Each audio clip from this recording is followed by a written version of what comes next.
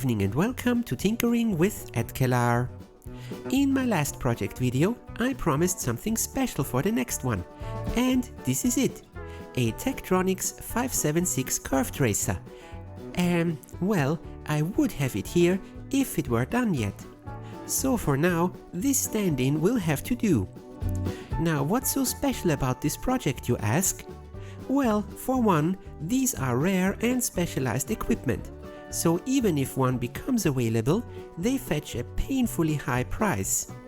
I managed to secure mine for a fair but still significant amount. So if the restoration fails, it's double the ouch. But the nail-biting about one-off components that are unavailable for over 50 years is only one aspect. This project is actually project number 100 of the Tinkering series. Woohoo!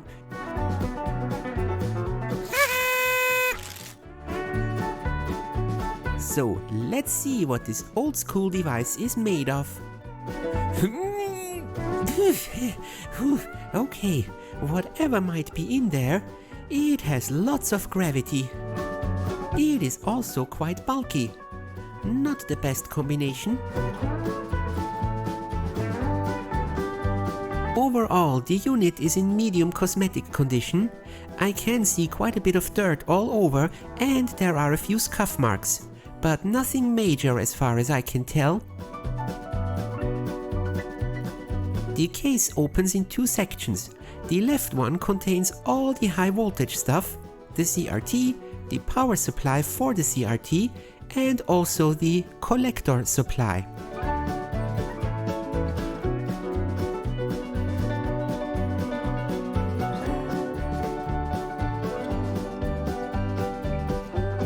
Now, before I go any deeper, let's have a quick overview of what this thing actually does.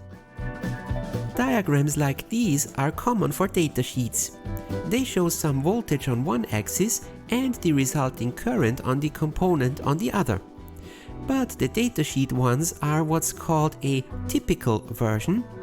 In reality, each and every component has some slight deviation from the planned ideal one.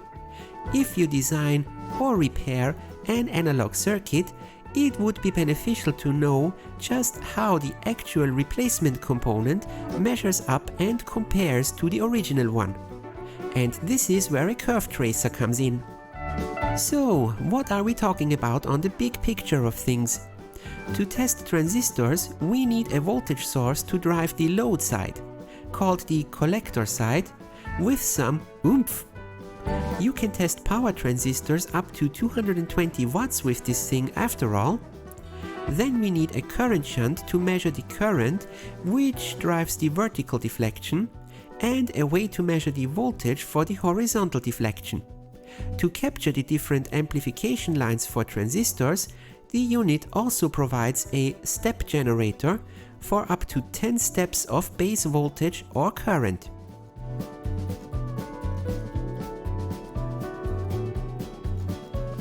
The high voltage driver for the CRT is also partially soldered. It seems that any connection that has either high voltage or high current is soldered instead of plugged in. Makes some sense, but the maintenance all more complicated.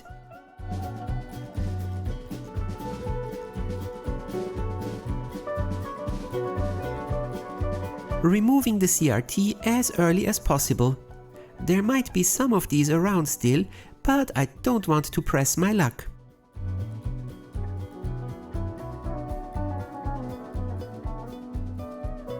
Ew, the cover plate of the CRT connector has disintegrated. No, practically pulverized. That explains some of the rattle.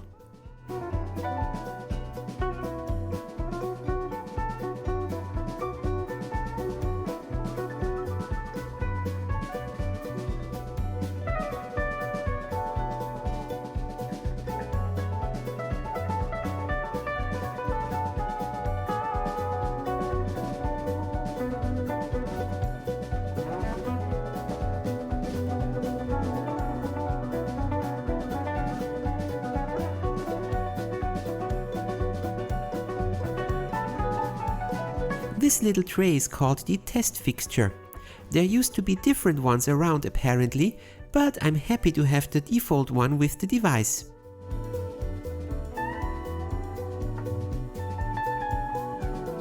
The push buttons are gunked up. After working them a few times, they almost spring out without pulling.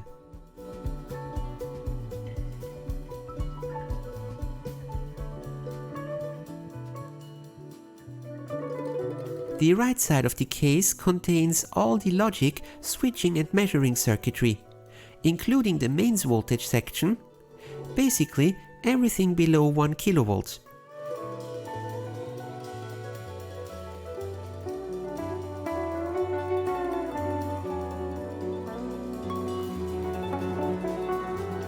The bottom cover plate that carries all the weight is loose.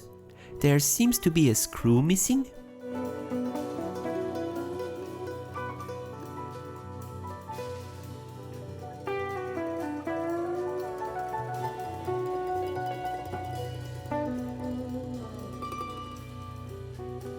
The first board out is the DC regulator board. Yes, this is just the low voltage power supply.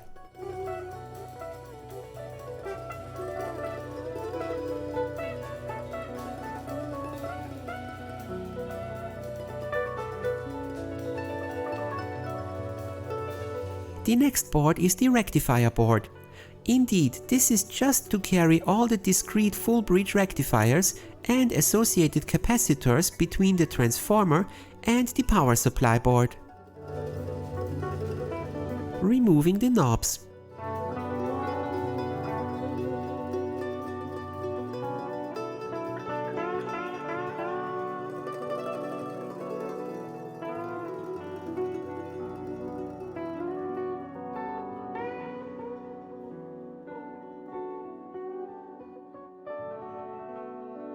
And now the first obstacle.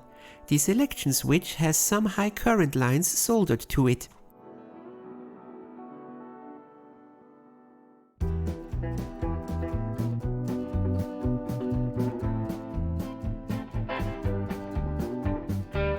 The DC supply filter caps have been reworked at some time.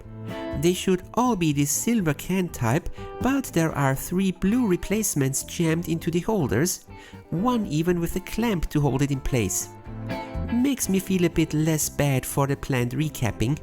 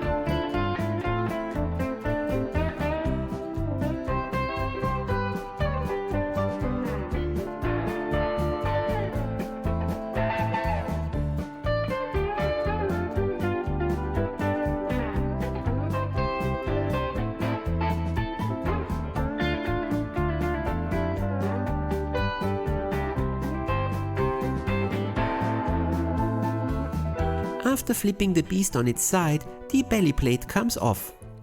Indeed, a few screws are missing here. Also, the main source of the gravity is now obvious. Not one, but 2 very beefy power transformers.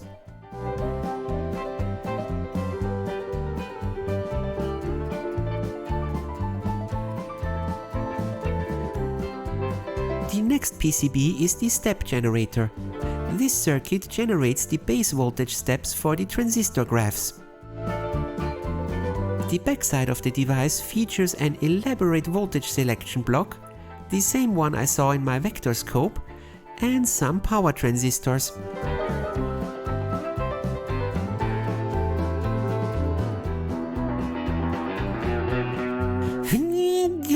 Why won't this one come out? Oh f***. Somebody repaired the wire in the socket without removing the transistor first. Now one of the pins is actually soldered in. These chunky things here are resistors. Current shunts, I assume. At least one of them is just a few strips of metal, so I assume precise, low resistance.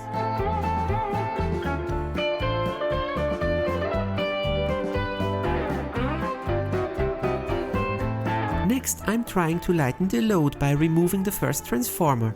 But sadly, it's not only got the 3 connections on the bottom, which were easily removed, but also a whole bunch on top, which are nested inside the collector supply. And a bank of power transistors.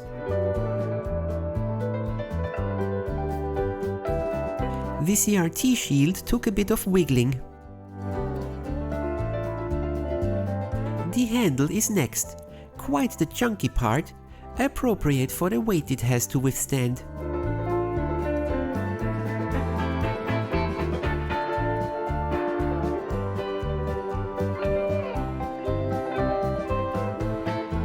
This little plug board is the interface between the wire loom and the readout board.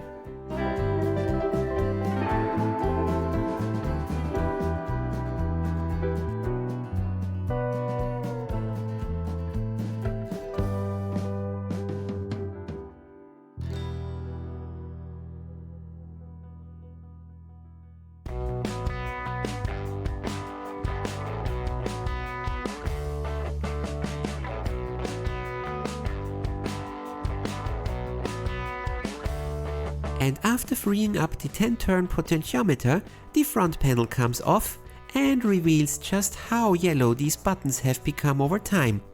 Yikes!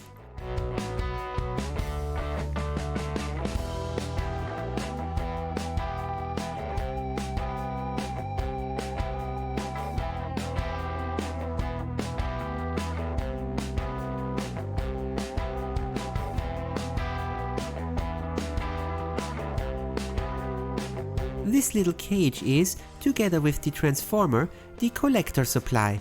High voltage, high current on the inside.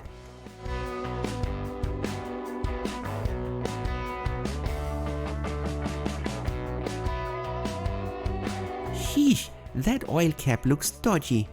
I wonder if I can just plop in a similar modern one.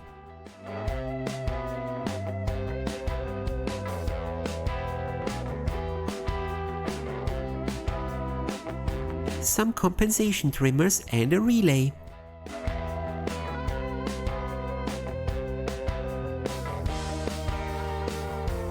And finally, the front of the chassis comes off.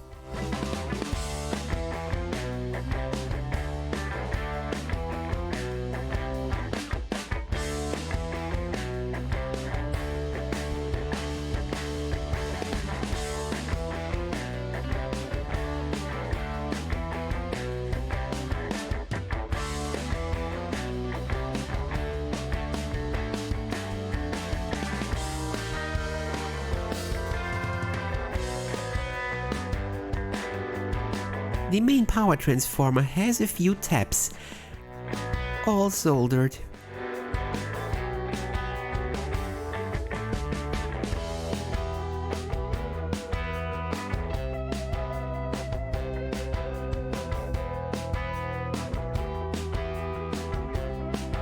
There's a few of these relays around, but their sockets are mounted from one side and soldered to the loom on the other.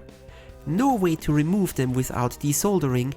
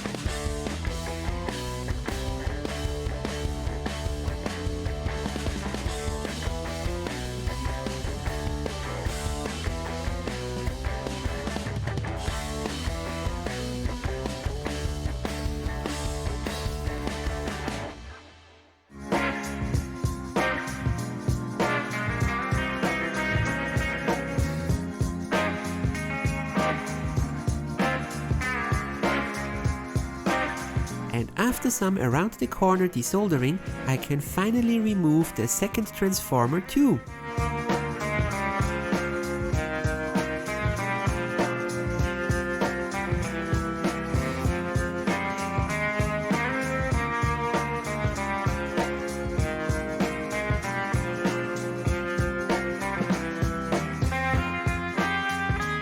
And now for the last bits of wiring to come off. But not without a fight. The selection switches are not going to fit through that one hole and needed some desoldering.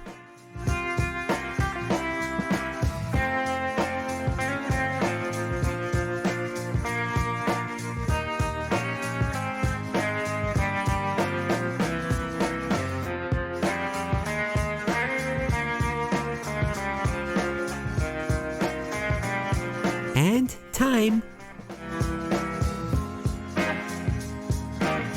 No, oh wait, the collector supply is still in its case.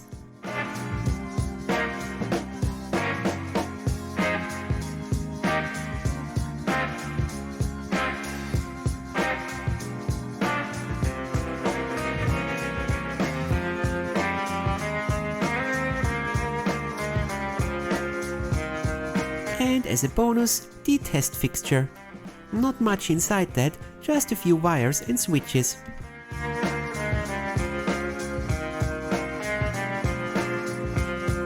The adapter plate contains 10 banana sockets. Originally the device came with different adapters for transistor cases to plug into these. But these also seem to be more valuable than gold now, so eventually I have to make my own.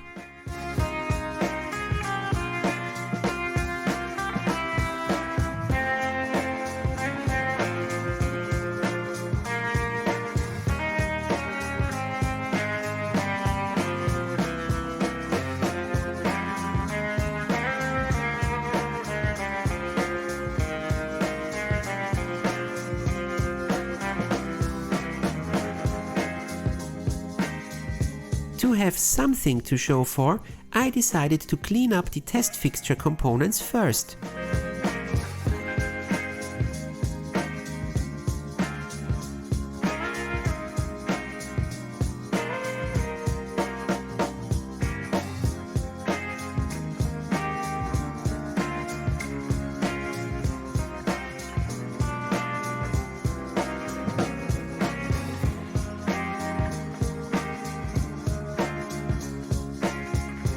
The plate was also extremely yellowed, dirty and scuffed up. After a quick try, I saw that it might be possible to sand off the yellow layer, but no, not a very even result at all. So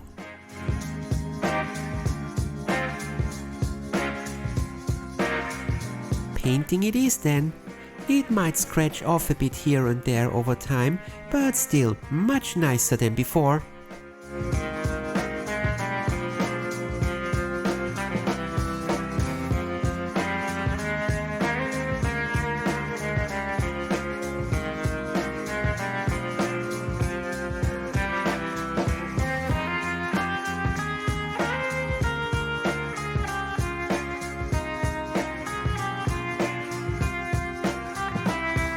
The switches in the test fixture get the usual cleaning, as do the banana plugs. There was quite a layer of dirt on them. Thankfully, the need to disassemble the left-right toggle is negated by the open design.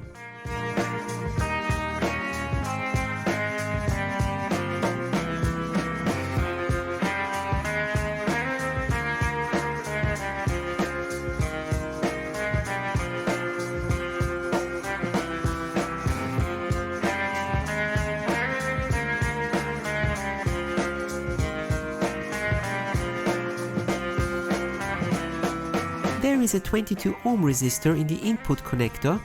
It looks a bit burnt, so I replaced it with a new one. I'll explain how that can happen and why it's a sign of abuse in a later video.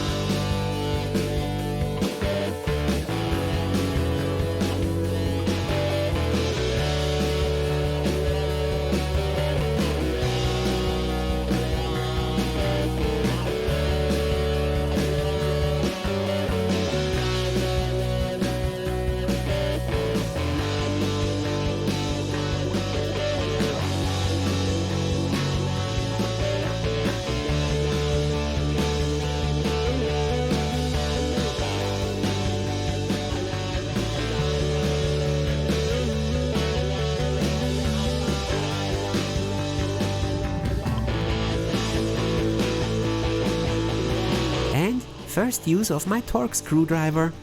Tightening down metal screws against plastic is always a bit iffy.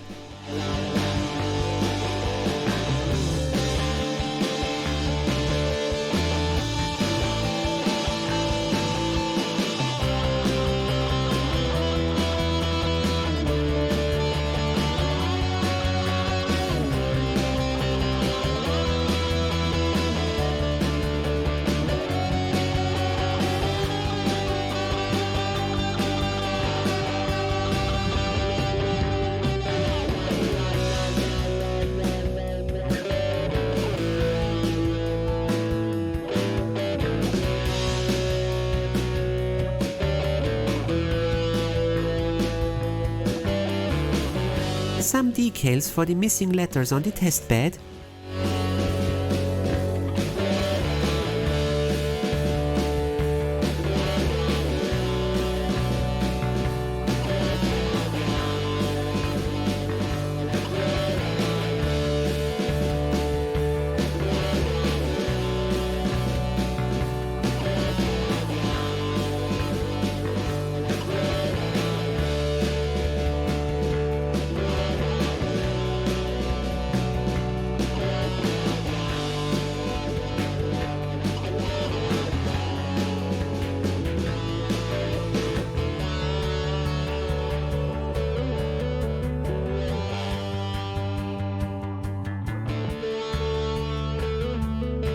Underneath the adapter plate there's a little leaf switch. It is called safety interlock on the schematic and should prevent any high voltage generation until it is pressed, which is normally done via a transparent cover for the test bed, which is of course also missing.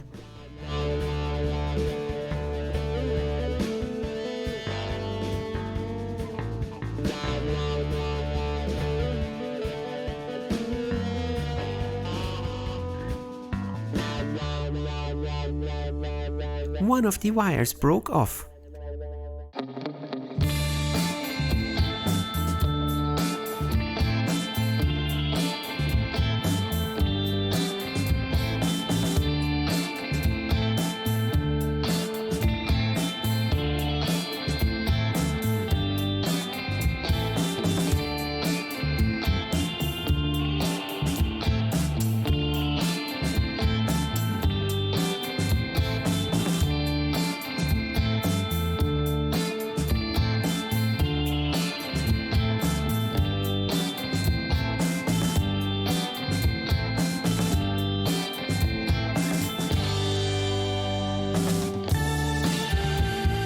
And after adding the remaining screws, it's done.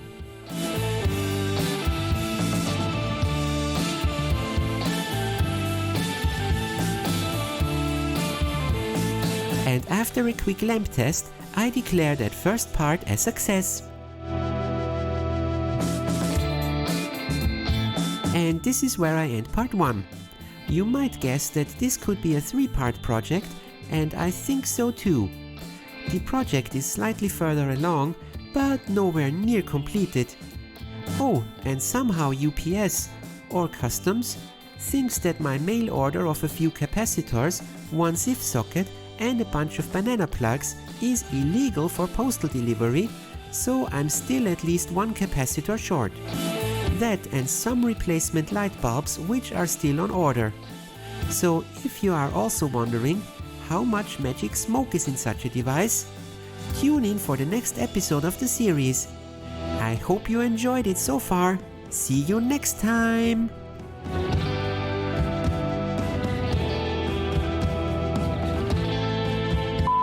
But these also seem to be more valuable than gold now. Darn it!